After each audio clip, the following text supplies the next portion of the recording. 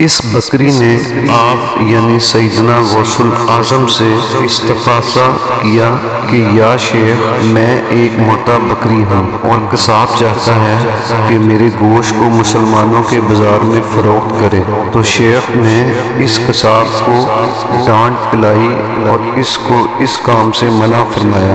بالآخر قصاب نادم ہوا اور توبہ کی، اور یہ اس روایت کے ذیل میں ہے جو نبی اکرم صلی اللہ علیہ وآلہ وسلم سے منقول ہے کہ آپ سے ایک بھنی ہوئی زیر شامل کردہ بکری نے گفتگو کی تھی کہ اے اللہ کے رسول، مجھے نہ کھانا، مجھ میں زہر ملا ہوا ہے۔ بیان الاسرار صفحہ 58۔